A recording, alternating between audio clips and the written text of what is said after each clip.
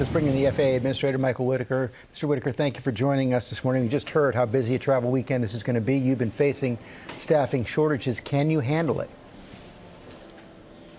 Well, we're ready for this. We planned for this. We know it's going to be a busy weekend. We're glad to see the traffic come back.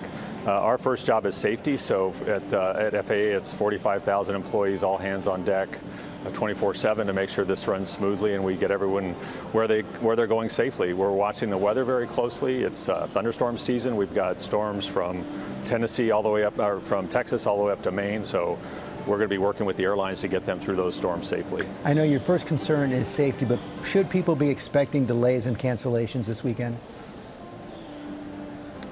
Only if it is coming from the weather. That's the one thing we can't control, and about 65% of cancellations come from weather. Less than 1% come from staffing issues, so we're not anticipating delays from staffing. But the weather is out of our control, and we're just going to try to work to navigate safely through that. Let's go back to safety. What do you say to Americans who are concerned about this, what appears to be a recent spike in incidents with the airlines? Well, we look at each incident closely, and we're working closely with airlines and with manufacturers to make sure that all the safety standards are met. Safety is a team sport. Everybody has to do their part, and our job is to make sure that's being done. So much focus has been on Boeing. The deadline for them to submit their plan to turn things around is due next week. What are you expecting from them?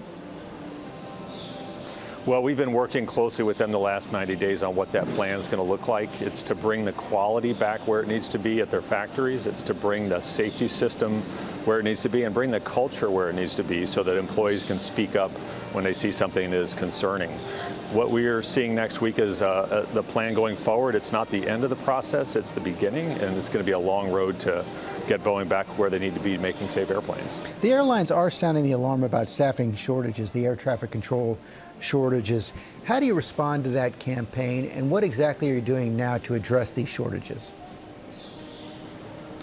Well, since I was sworn in October, this has been a top priority, and we've actually done quite a bit. We have worked to make sure we can hire directly from the military more efficiently. We are working with aeronautical universities to allow direct hiring through there, and we're keeping our own academy completely at capacity. So we're hiring at capacity. It takes a long time to make an air traffic controller. It takes a lot of training. It can be 18 to 24 months.